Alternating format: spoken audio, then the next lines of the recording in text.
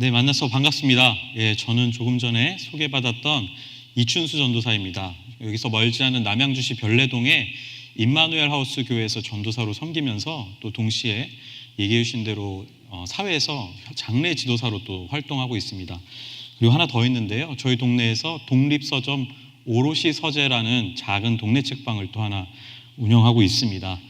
오늘 제가 이곳에 조금 일찍 와서 뒤에서 함께 찬양하면서 비록 빈 공간이지만 이곳을 바라보면서 함께 예배드리고 있는 여러분의 모습을 볼 수가 있었습니다. 보이지 않지만 볼 수 있는 것을 보는 것이 바로 믿음이고 오늘 우리 여러분들 함께 나누려고 하는 세계관의 한 형태라고 생각합니다. 그래서 오늘 보이지 않는 것들을 우리가 어떻게 바라보면서 믿음으로 살 수 있는지, 또한 그 세계관 안에서 죽음이라는 것을 어떻게 이해하고 받아들여야 하는지를 여러분과 함께 나누게 되어서 참 의미 있고 설레는 마음으로 이 자리에 섰습니다. 네. PPT가 예. 독립운동가 유관순, 그리고 또 옆에 민족 저항시인 윤동주 있고요. 그리고 인권운동가로서 알려진 마틴 루터킹, 그리고 나사렛 예수, 요셉과 마리아의 아들로 태어나서 목수의 삶을 살았던 나사렛 예수가 있습니다. 이분들의 공통점을 혹시 여러분들 아시겠습니까? 잠깐 생각 한번 해보실래요? 네. 유관순, 윤동주, 마틴 루터킹, 그리고 예수 그리스도는 제가 볼 때 자유와 평등, 그리고 인류애 같은 보편적인 가치를 추구하면서 살았던 사람들입니다. 그리고 또 하나의 공통점은 지금 이루어져 있지는 않으나 도래할 새로운 세상을 향한 꿈과 소망을 품고 살았던 사람들이라고 생각합니다. 그리고 무엇보다 이 사람들은 기독교인으로서 믿음, 기독교 세계관으로 살았던 사람들 같습니다. 그리고 그 세계관 안에서 자기에게 다가오는 죽음을 마주했던 사람들입니다. 하나 얘기 드릴 건 일화가 있는데요. 마틴 루터킹 잠깐 나왔잖아요. 사실 마틴 루터킹은 암살당했지만 인종차별자이자 백인 우월주의자에게 암살당했지만 그가 암살당할 첩보를 이미 알고 있었다고 합니다. 주변에서 사람들이 위험하니 피신하는 게 좋겠다고 미리 언급을 했는데 루터킹이 아니다, 난 지금 죽는 것보다 중요한 건 하나님 나라를 선포하는 것이 중요하다. 그래서 갔다가 이제 암살당했다고 해요. 네. 하고 또 하나는 예수 그리스도인데요. 예수 그리스도 잘 아시겠지만 골고다 언덕에서 기도하셨던 내용이 그거 아닙니까? 자기에게 다가올 죽음에 대해서 너무 괴로워하고 힘들으셔서 피눈물을 흘리기까지 기도하셨지만 결국 그의 다가오는 죽음을 받아들였던 사람이기도 합니다. 네. 그래서 저는 이분들의 기독교 세계관, 믿음에 대해서 생각을 하게 됐는데, 특별히 왜 제가 이것에 대해서 관심을 갖게 됐는지 제 삶의 과정에 중요했던 사건이 있어서 잠깐 소개를 하고 진행을 하려고 합니다. 저는 20대 초반에 세상을 바꾸는 목사가 되는 게 원래 꿈이었어요. 어렸을 때부터 그런 꿈을 갖고 있었어요. 그래서 신학을 전공했습니다. 그런데 젊은 나이에 그랬을지 모르겠지만 신학을 해서는 세상은 고사하고 사실은 교회 하나도 바꾸기가 어렵겠더라고요. 그래서 내가 교회를 바꾸는 것보다는 직접 세상에 뛰어들어서 세상을 그리스도인으로서 바꾸며 살아야겠다 싶어서 20대 후반에 직장 생활을 시작했습니다. 특별히 온라인 회사에서 일을 했어요.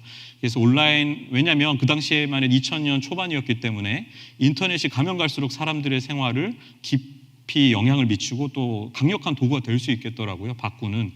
그래서 인터넷을 연구를 하고 그쪽에서 일을 하면서 세상을 바꿔야겠다 싶어서 직장 생활을 시작했어요. 그런데 그것 또한 쉽지가 않더라고요. 당초에 가졌던 어떤 그런 거대한 포부와 자신감이나 꿈 같은 것들은 직장 생활 잘 아시겠지만 하루하루하고 1, 2년, 3년 지나가면서 퇴색하고 믿음조차도, 나의 신앙조차도 사실은 많이 무너지는 그런 시간을 겪었습니다.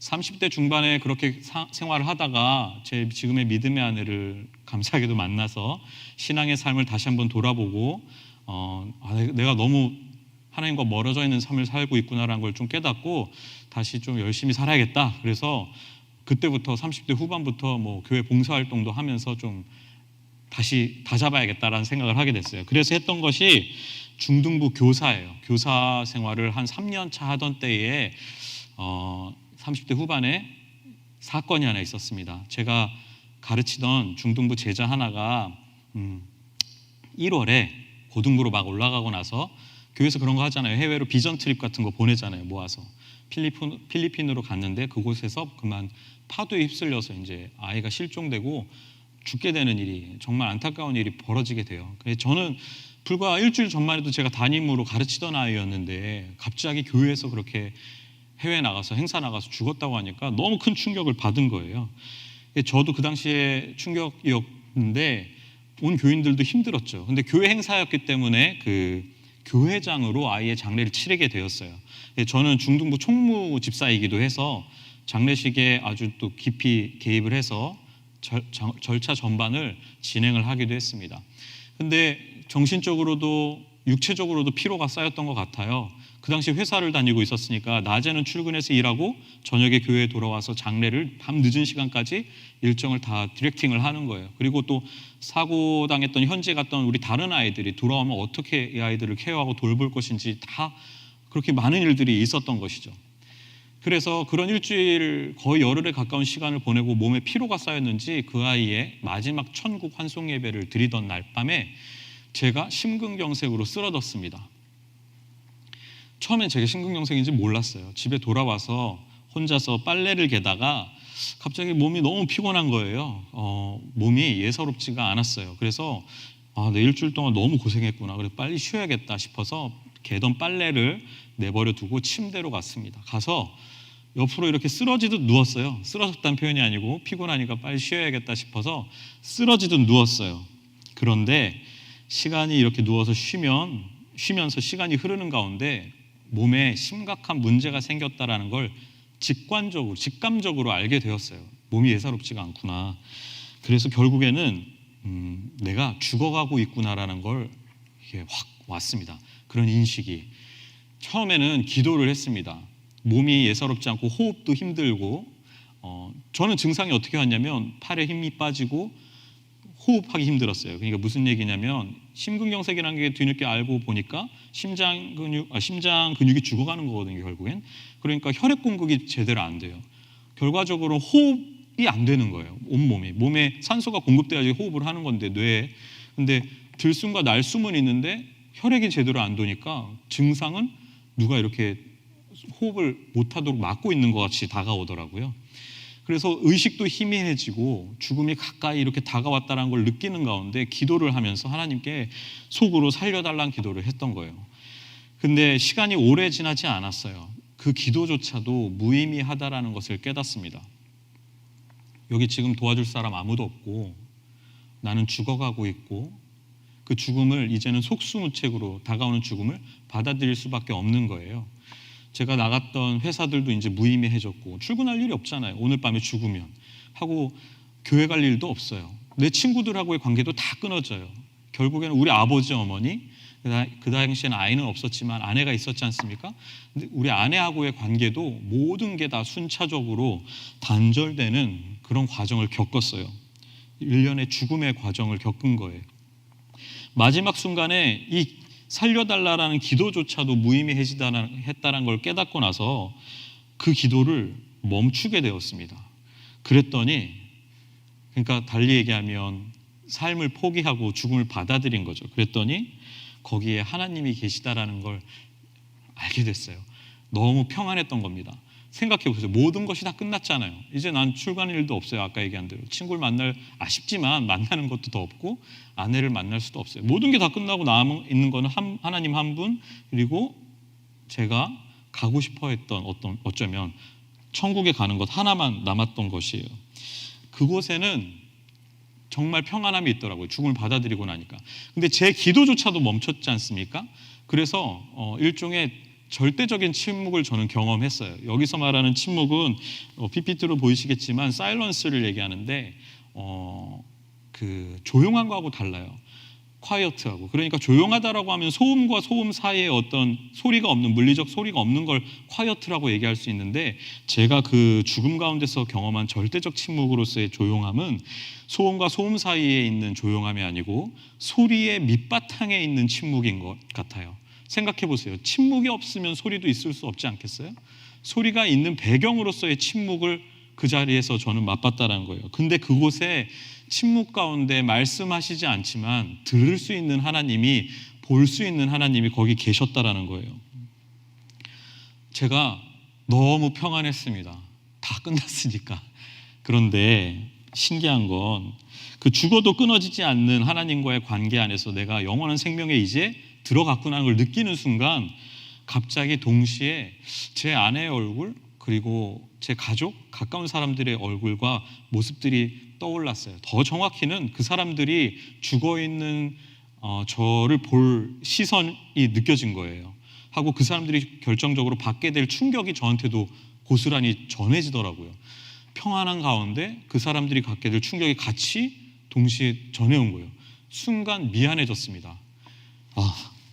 나 하나 죽는 거는 너무 평안하고 좋은데 이게 다는 아니구나. 저 사람들이 나의 죽음을 알게 될 사람들이 평생 동안 가져가야 될 어떤 충격과 상처들이 내가 무시 못하겠다라는 생각에 말 그대로 죽을 힘을 다해서 살아야겠다라는 생각을 하게 됐고, 그래서 손을 뻗어서 핸드폰을 가지고 119에 전화를 했습니다.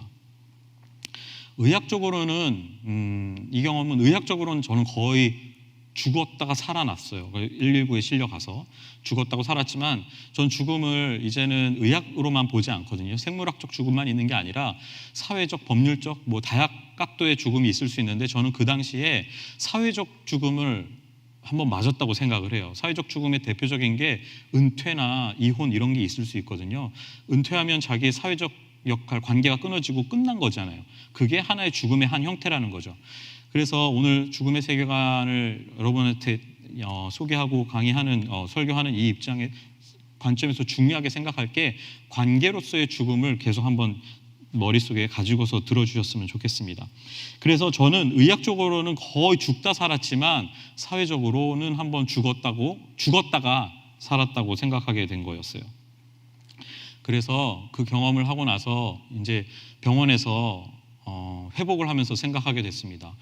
내가 기독교 신앙인, 우리가 기독교인으로 살아가는 건 왜 그런 삶을 살아야 될까? 신앙의 목적이 뭘까? 그리스도인으로 산다라는 건 생각하고 나니까 죽어서 혼자 가는 천국에 가기 위한 신앙이 아니고 더불어 함께 사는 하나님 나라를 이루어가는 게 우리 신앙의 목적과 목표가 되어야 되겠다는 생각을 하게 되었어요.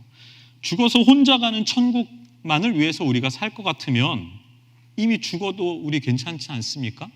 물론 하나님 앞에 기도하기를 나 지금 데려가 주세요라는 기도하지 않죠. 물론 할 수도 있어요, 어떤 상황에 따라. 그렇다고 해서 하나님이 그렇게 데려가시는 분도 아니고요, 그런 기도를 들으셔서. 그러면 천국 가는 게 다는 아니겠구나라는 생각을 한 번쯤은 해보셨으면 좋겠다라는 거예요. 이 땅에 내가 죽지 않고 세상과 관계 맺고 있는, 생명을 갖고 있는 책임이 있다라는 걸 세계관, 죽음의 세계관 안에서 한번 생각해봤으면 좋겠다라는 것입니다.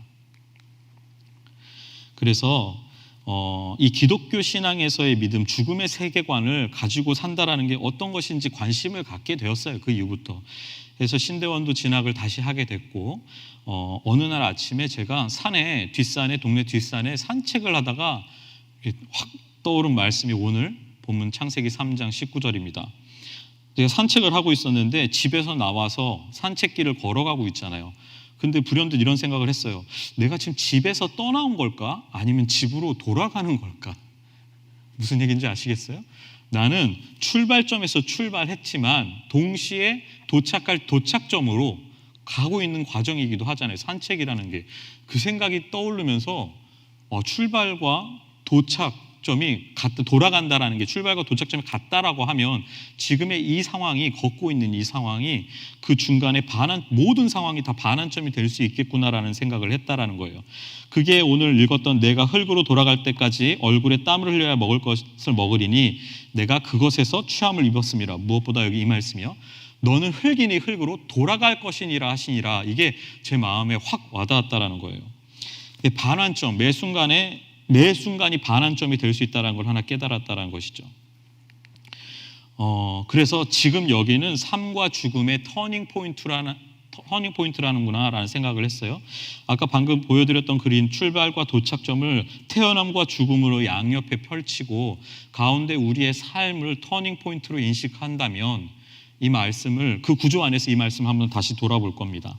보게 되면 지금 현재는, 지금 여기는 살아온 날들과 죽어갈 날들의 접점이라는 거예요. 그렇죠?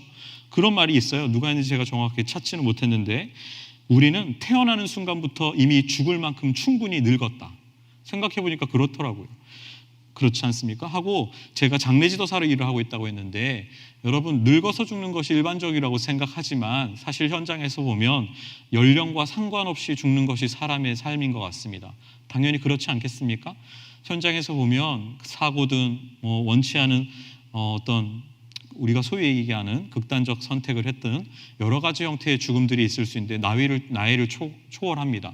항상 그분들을 보면서 정말 죽음이 가까이 있구나라는 걸 한번 생각하게 됩니다. 그리고 또 지금 현재, 지금 여기는 생명과 죽음이 그렇게 해서 역동적으로 뒤섞이고 있는, 막 변화하고 있는, 뒤섞여 있는 현재라는 것이기도 합니다. 그리고 그 말은 뭐냐면 미래의 죽음을 현재로 앞당겨서, 지금 여기 삶의 자리가 그 미래의 죽음을 현재로 앞당겨서 살아가는 삶의 자리이기도 하다라는 거예요. 그리고 동시에 지금 여기는 이제까지 살아왔던, 사실은 이제 해석을 통한 하나님이 우리를 인도해 주셨던 그 과거에 대한 기억이 앞으로도 그분이 나의 삶을 인도해 주실 것이라는, 내가 그분과 동행할 것이라는 그 다짐과 증언, 미래를 향한 증언으로 바뀌는 그런 자리이기도 하다라는 거예요. 지금 여기에 삶과 죽음이 그렇게 막 혼재되어서 역동적으로 움직이고 있는 것이 우리의 삶이라는 것입니다. 그래서 저는 죽음을 살아감이라는 표현을 쓰게 되었어요. 삶과 죽음을 한꺼번에 표현하는 죽음을 살아간다라는 것. 네. 그러면 이 말씀에 또 흙이라는 게 등장하는데, 흙이라는 게 어떤 의미가 있을 것인가를 생각을 한번 해봤어요. 그림을 보시면 흙과 흙이 양쪽에 있죠. 우린 흙에서 왔으니 흙으로 돌아갈 것이라는 건데, 사실 여러분, 이 흙에서 왔다라는 걸, 우리가 흙에서 왔다라는 걸 경험해 본 적이 없잖아요.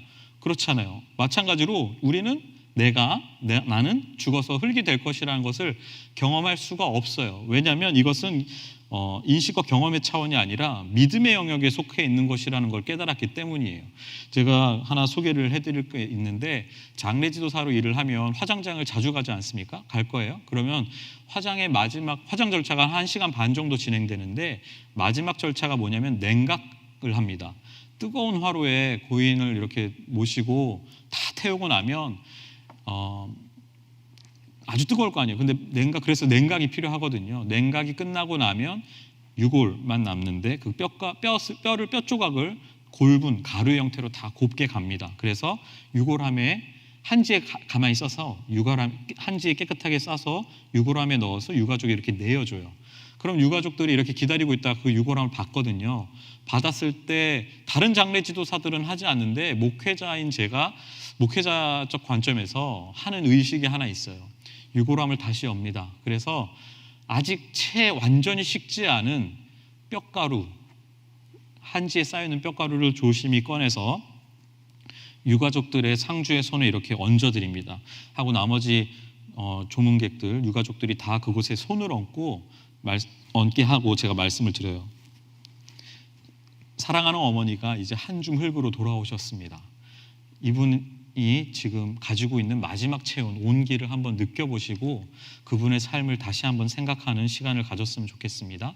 그리고 이분이 살아오셨던 삶에 대한 증언자로 우리가 다시 한번 살아갔으면 좋겠다라고 얘기를 드리고, 그러한 기도를 함께 드립니다.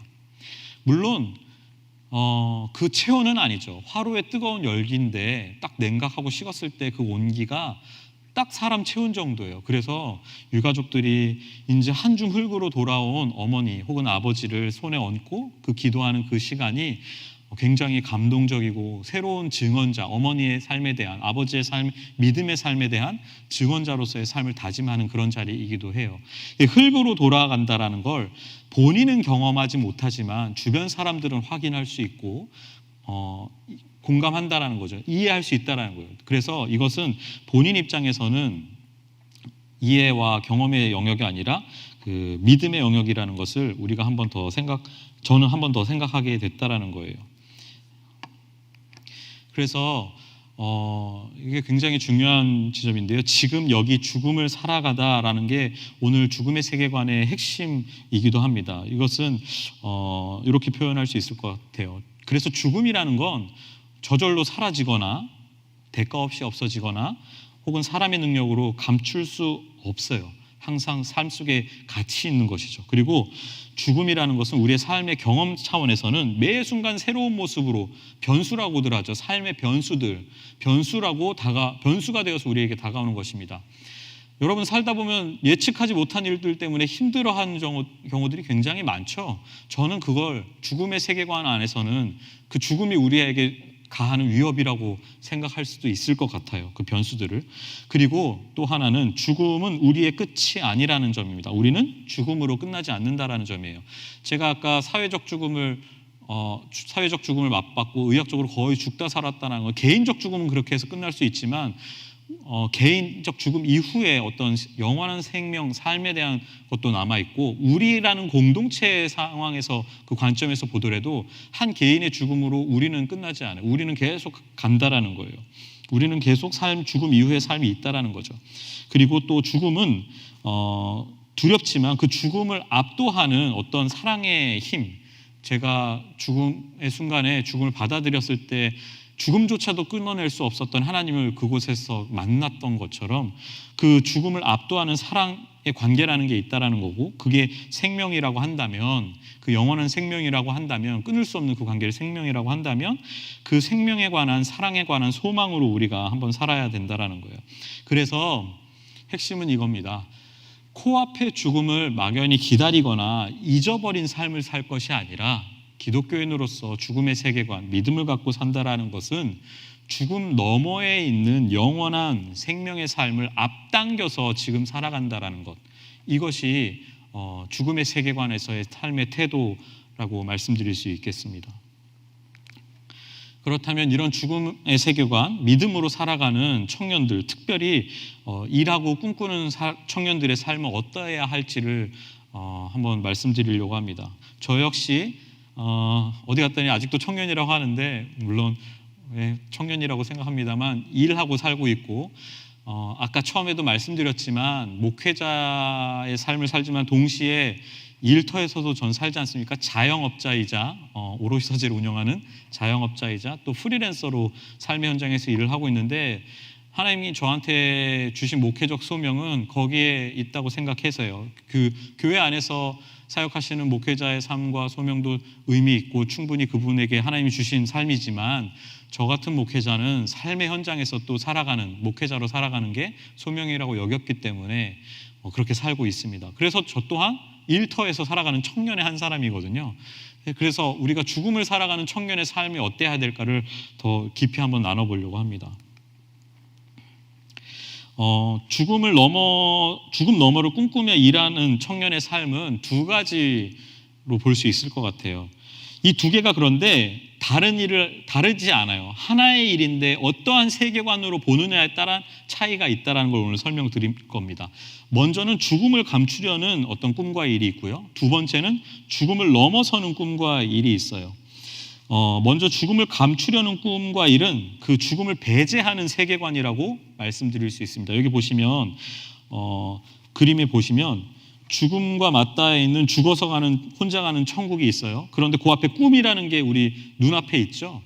우리는 꿈을 보면서 살 겁니다. 꿈을 이루기 위해서 꿈에 집중을 하고 살아가는데 그 꿈에 가려서 뒤에 있는 죽음과 사실은 죽어서 혼자 가는 천국이 어떤 관념적 세계로 남아있는 거예요. 무슨 얘기인지 아시겠어요? 꿈이 너무 크고 이 꿈을 이루기 위해서 달려가기 때문에 그 너머에 있는, 그 뒤에 있는 죽음에 대해서는 잊기 쉽고 잊어버린다라는 거예요. 죽을 것을 생각하지 못해요. 내 삶 속에서 죽음이 없는 것이죠.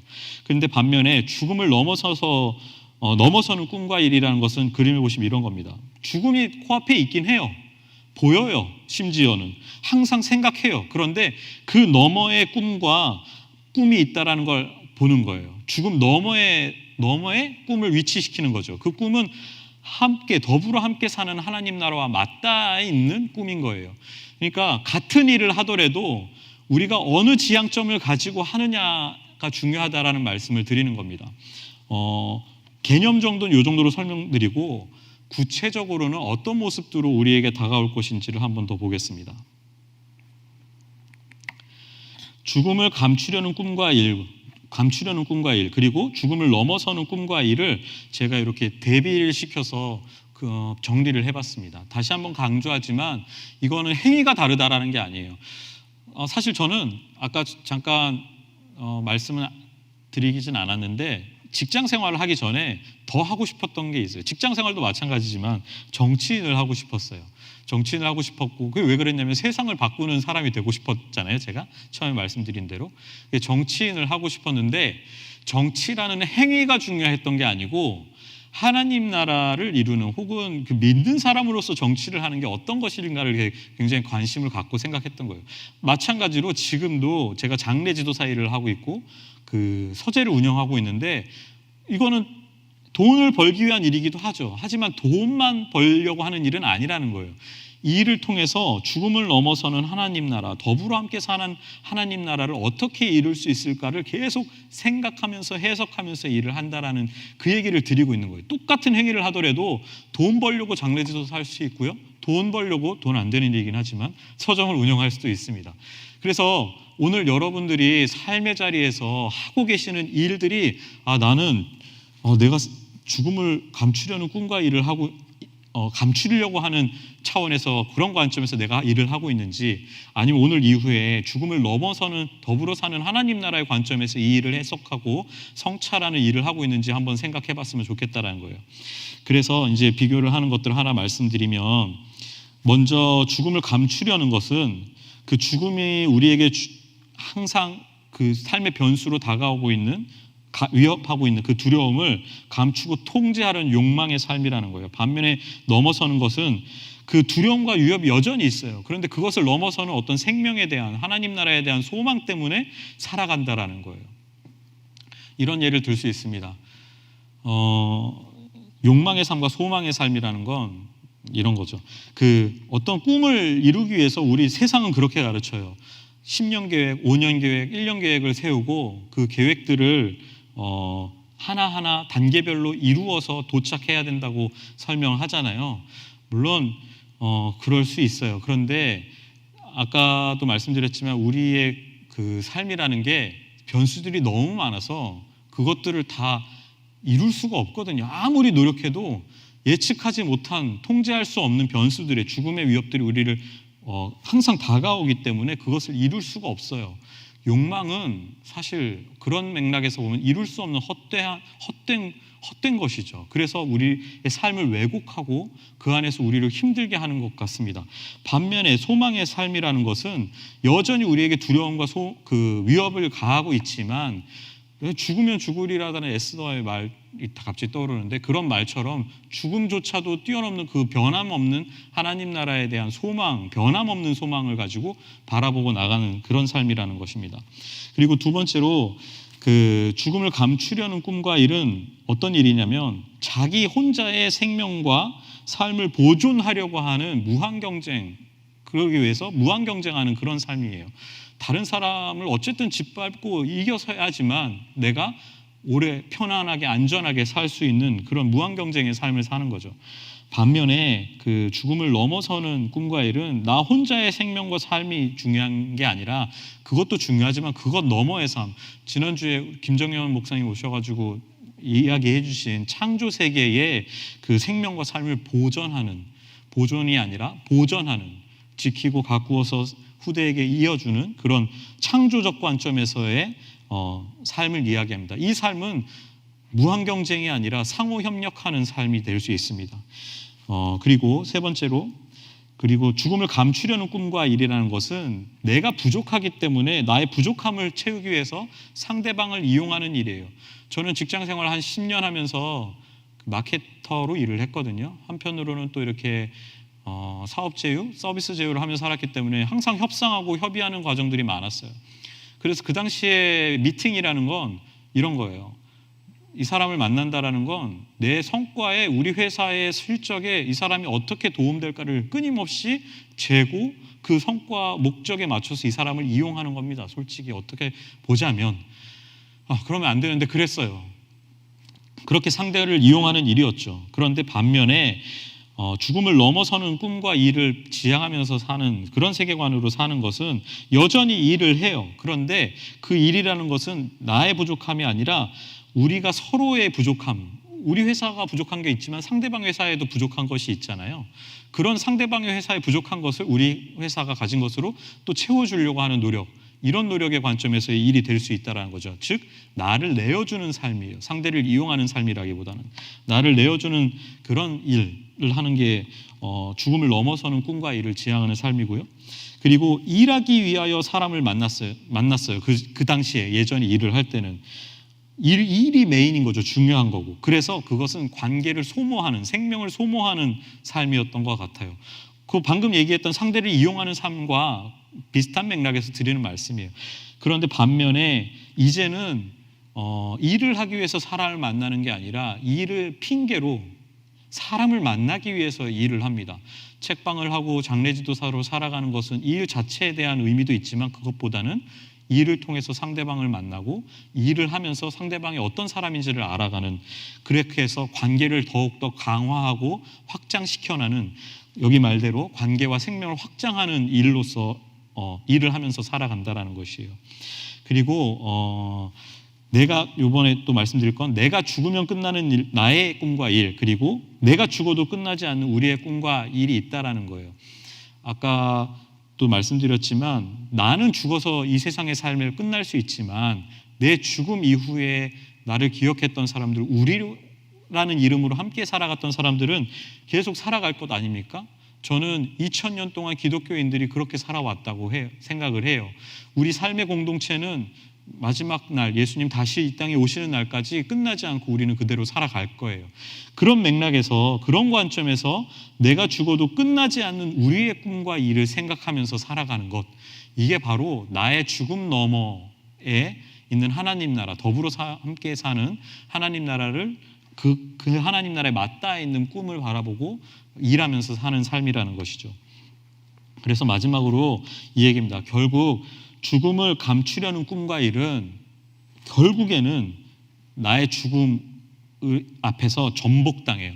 내가 아무리 큰 꿈을 꾸고 산다고 해도 그 뒤에 죽음이 나를 언젠가는 덮칠 거예요. 불현듯 당장 내일이라도 찾아올 수 있는 게 죽음이거든요. 그렇게 되면 모든 것이 다 끝납니다, 나는. 그런데 죽음 너머의 어떤 하나님 나라에 맞닿아 있는 꿈과 일을 우리가 바라보고 그걸 소망하며 사는 삶이라는 것은 결국 나의 죽음을 오히려 전복하는 일이 될 겁니다.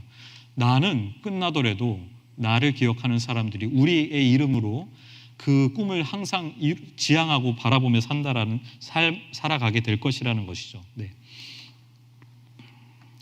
다시 유관순, 윤동주, 그리고 마틴 루터킹, 그리스도 예수를 생각해 보려고 합니다.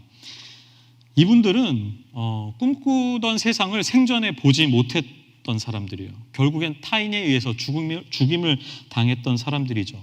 유관순이 그랬고요. 윤동주는 불과 광복을 3개월 앞두고 형무소에서 죽었습니다. 마틴 루터킹도 자기가 주창하고 주장하고 꿈꾸던 그 흑인 해방, 흑인과 백인이, 흑인만을 위한 인권운동이 아니라 흑인과 백인, 온 인류가 함께 더불어 사는 그런 세상을 바라보지 못하고 암살당해서 죽었습니다. 예수 그리스도 인간적 관점에서 보면 예수도 결국에는 죽은 사람입니다. 자기 꿈을 이루지 못하고, 예수 인간적 관점에서 보면. 그러나 그리스도 메시아 관점에서 보면, 하나님의 아들 관점에서 보면 그 죽음을 이기고 부활하셔가지고 하나님 나라를 이루신 삶을 살게 된 것이죠. 모세 아시죠, 여러분? 모세도 결국에는 출애굽하였으나 가나안 땅에 들어가지 못했지 않습니까? 모세 개인으로 보면 실패한 삶이라고 볼 수 있습니다. 그러나 모세의 꿈을 이어서 하나님은 여호수아를 통해서 이스라엘 민족을 가나안 땅으로 이끌어 가셨지 않습니까?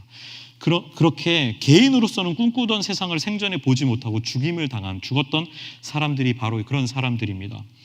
그러나 그들을 함께 기억하고 증언하는 사람들이, 이 사람들이 이제 이루어서 꿈을 이루어가는 삶을 살 수 있었던 거죠.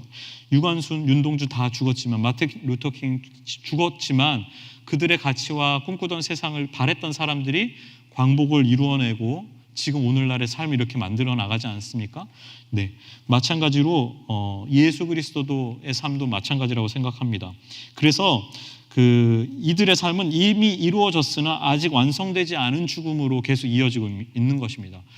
저는 죽음의 원형, 부활의 원형을 예수 그리스도가 이미 모든 걸 다 이뤘다고 생각을 해요. 하나님 나라는 예수 그리스도의 부활을 통해서 이미 이루어졌습니다. 그런데 아직 완성되지 않은 하나님 나라라는 건 어떤 의미냐면, 그를 기억하고 그 하나님 나라를 이 땅에 이루기 위해서 살아가는 우리들의 삶이 아직 끝나지 않았기 때문에 완성되지 않았다고 생각해요.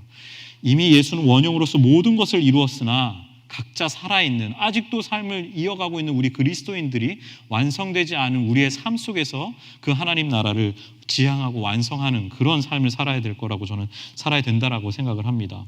근데 이런 삶은 말씀드렸지만 성공과 실패를 어떻게 보면 초월하는 삶이에요. 다 인간적 관점에서 보면, 다시 강조드리지만, 실패한 사람들입니다. 생전에 자기가 꿈꾸던 세상을 바라보지 못했기 때문에 인간적 관점에서는 실패했으나 이후에 사람들이 이루었지 않습니까? 그래서 그들은 실패한 삶을 사는 사람들이 아니에요. 그냥 딱 단순한 관점에서 성공과 실패로 규정할 수 없다라는 것이죠. 그래서 성패를 초월하는 어떠한 자유의 삶을 살았다라는 것이에요.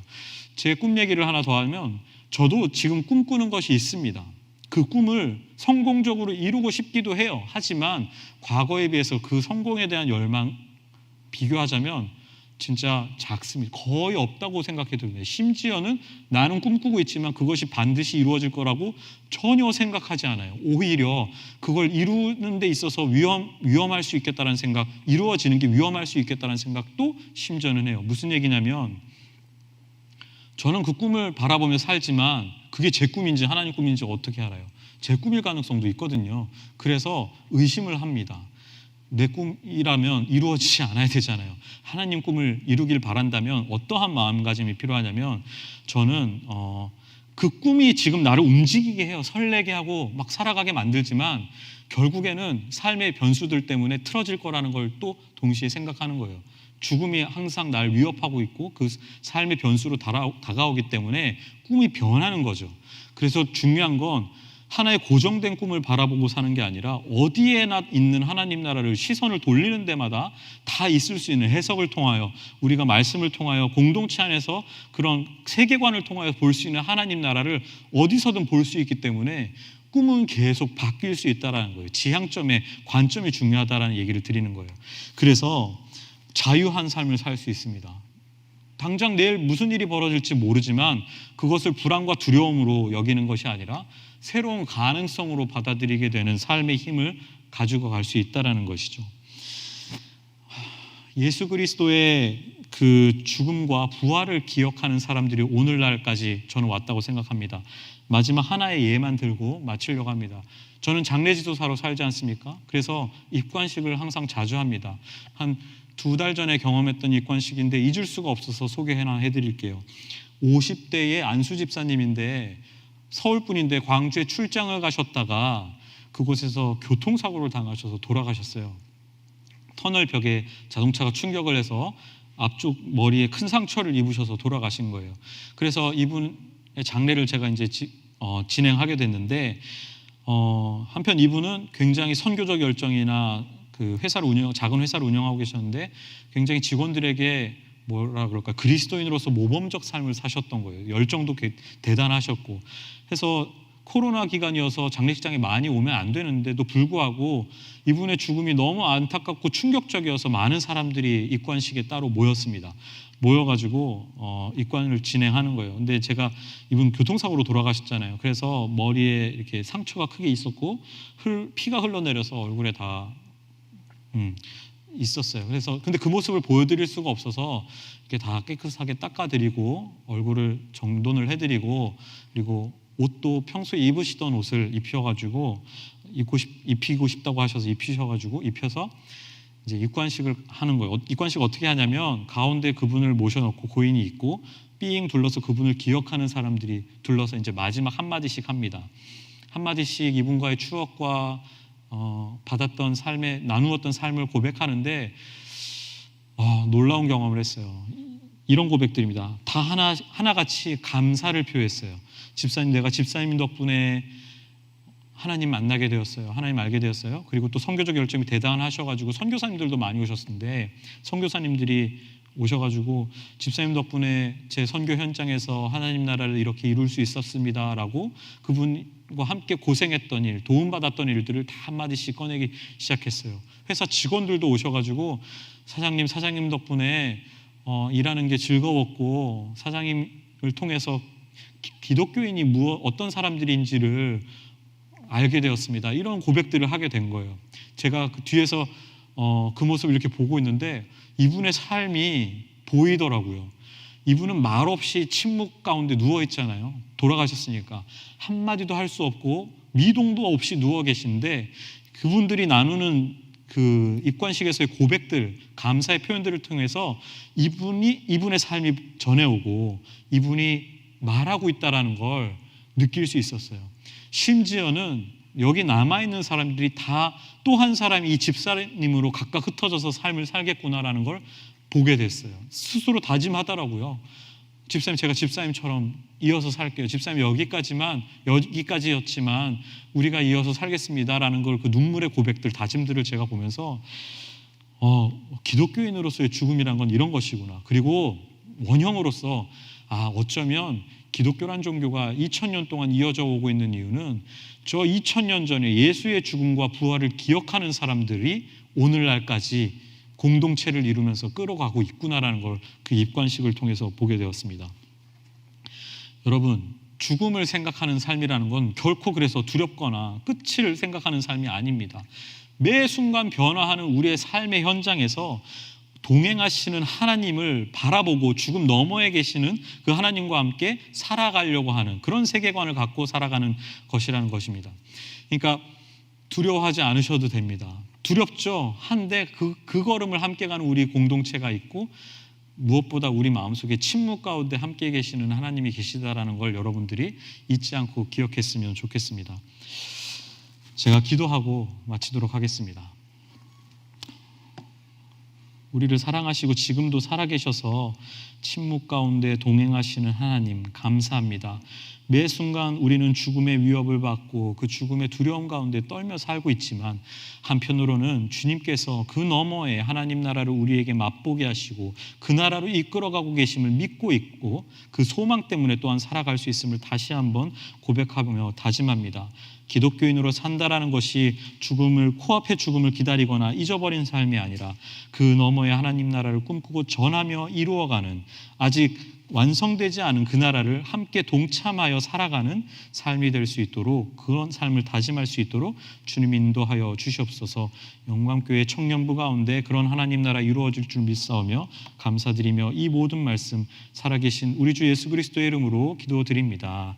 아멘.